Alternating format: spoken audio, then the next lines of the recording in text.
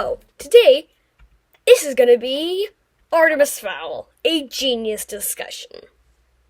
What I mean by that is that today I'm going to be talking about Artemis Fowl's mentality and how it evolves throughout the 8 books, his character growth, and his genius, and how Eoin Colfer weaves Artemis Fowl's genius into the story without making it, oh, of course, Artemis Fowl did this because he's a genius. Duh.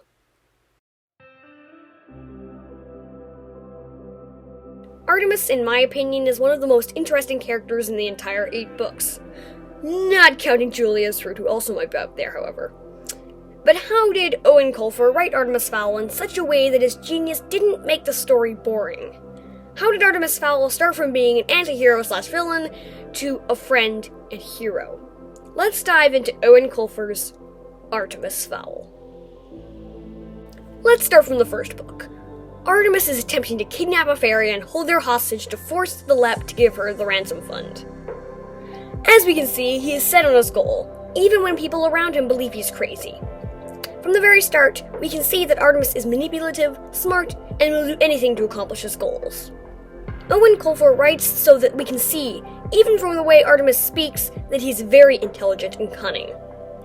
One scene that I think deserves some attention is when Artemis has stolen Holly's fairy technology and discovers that just this tech alone could restore the Fowl family fortune, and help save his father.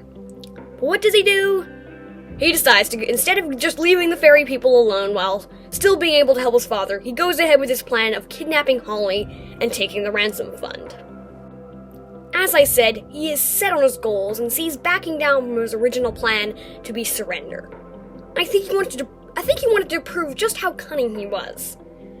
We also see another scene a little later where Artemis thinks of his father, and we see that he has been caught up in his plan of stealing fairy gold that he's almost forgotten why he set out to do this in the first place. To save his father. This coincides with the moment when he sees the captive fairy, Holly, in distress, and feels almost sorry for her.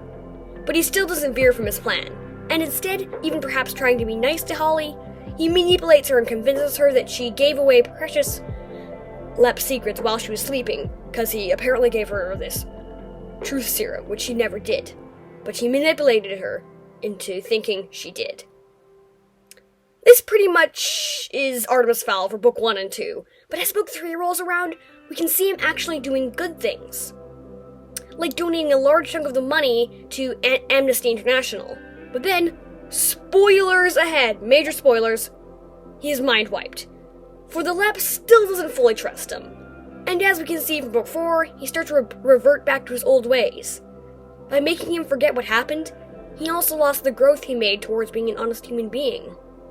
Through the last few books, Artemis begins to become actually, well, good.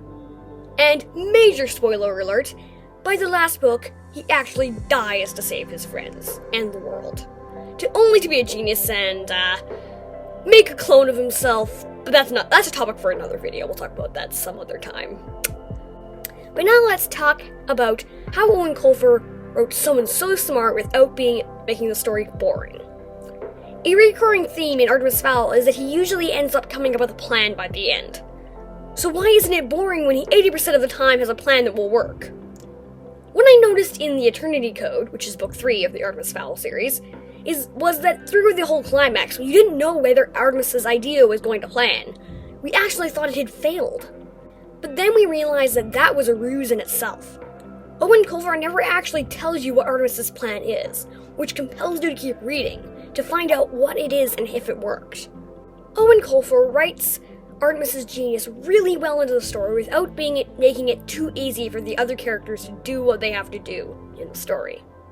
This was a discussion of Artemis Fowl's character growth and genius. I think Eoin Colfer did a great job at writing both Artemis's character and his genius mind, while still making the story compelling and interesting for the reader. Thank you for watching this discussion, and I hope you enjoyed it. Check back next week for another video from me. I upload at least once a week. And yeah, I post writing videos, book discussions, and things like that. So I'll see you next time. Never stop reading.